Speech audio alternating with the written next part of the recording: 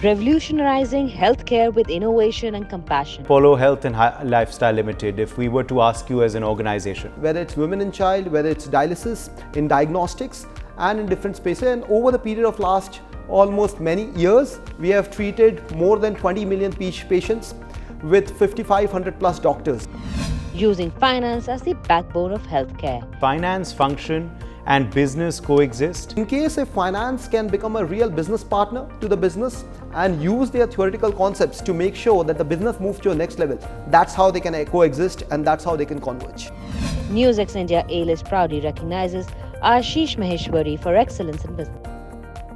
Hello and welcome. You're watching NewsX A-List. I'm Uday Pratap Singh. Joining us today for a special interview is Ashish Maheshwari. He's the Chief Financial Officer of Apollo Health and Lifestyle Limited, which is a subsidiary of Apollo Hospitals. Ashish, welcome. Thank you so much for being with us today.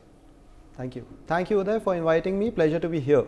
Ashish, let me begin by asking you to give a brief account for our viewers of your background and also your professional experiences. So, I am a qualified chartered accountant, company secretary, cost and works accountant, and also an MBA. So I spent almost like 2 decades in the industry. I started with private practice for almost 4 years, and then I moved to the industry in different companies, ABB, Aetna, and now with Apollo, in India and outside India. In India, in different geographies, and outside India in Dubai and Europe and Switzerland, and also in States. Okay. How would you define Apollo Health and Lifestyle Limited if we were to ask you as an organization? So Apollo Health and Lifestyle Limited is a subsidiary of Apollo Hospitals. And while it is a subsidiary, it's a separate legal entity having its own management team and management structure. We operate in primary healthcare and we want to make the lives in India healthier.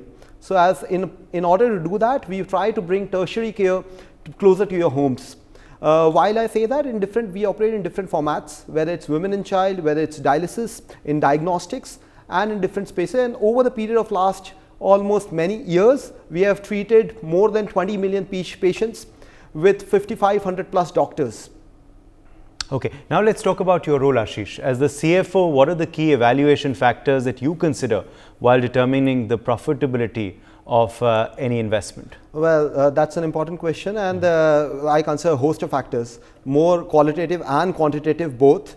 In the qualitative factors, I try and make sure that while I'm evaluating the investment, I try to see whether the overall strategic landscape is matching with what I'm trying to achieve. Whether the kind of pin codes, as an example, pin codes where Apollo wants to penetrate, we are actually present there. If not, should we want to go there, and then see whether the customer patterns and the kind of pricing power is commensurate and linked to what we want to achieve. And in the financial quantitative factors, we look at the, of course, return on investment, payback period, NPV, we look at the order backlog, we look at the profitability, because what we want to eventually achieve is that we want clinical excellence, and along with doing the clinical excellence, we want to make people healthy, and then we want to have a profitable investment and a profitable growth in India. Right. Now, you've worked in different industries, Ashish, and sectors. Is it really a difficult terrain while moving industries, and how do you align? Fundamentally, it's not a difficult terrain, and you can align into different sectors provided you get your fundamentals right, you get your overall technical expertise right, because once you have all those buckets, then as soon as you move into different industries and sectors, only the various attributes of the business dynamics changes.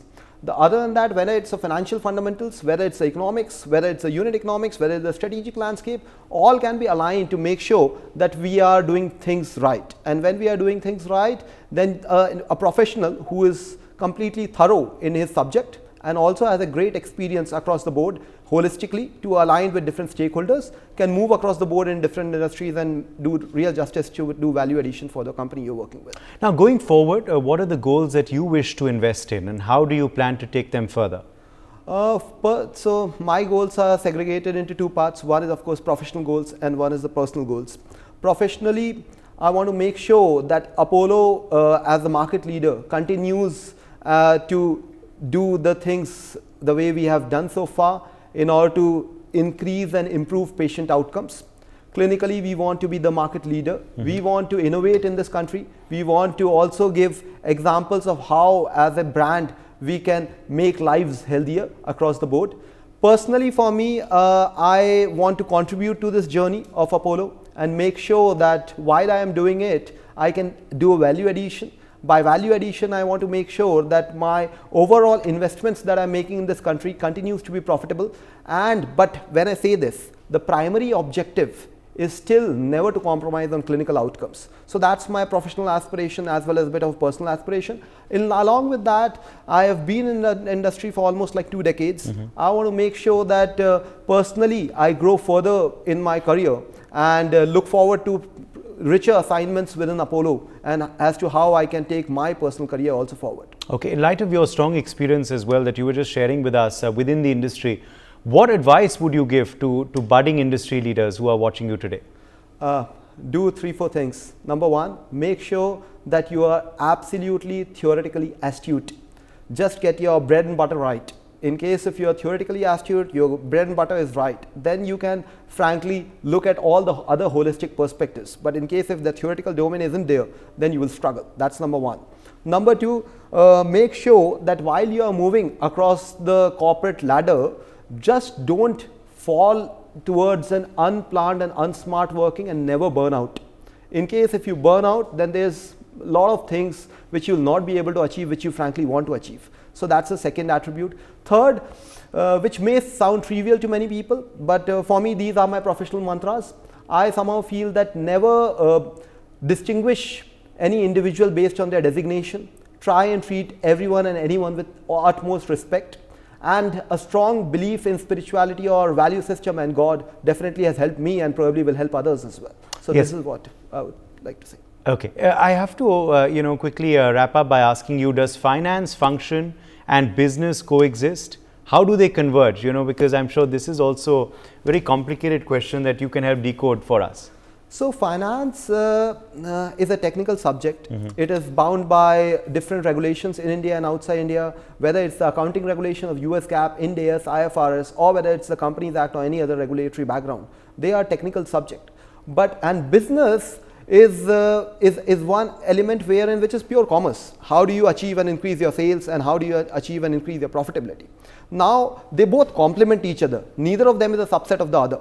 In case if finance can become a real business partner to the business and use their theoretical concepts to make sure that the business moves to a next level, that's how they can coexist and that's how they can converge. Okay, well, thank you so much, Ashish, for being with us today on NewsX and talking about your journey, and wishing you and the company all the very best in the days ahead. Thanks a lot for calling me here. I hope I was able to do some justice to all the viewers and all the budding professionals. I hope they got some piece of what I have gone through in terms of my success mantra. I would just like to end it by saying that success isn't final and failure isn't fatal.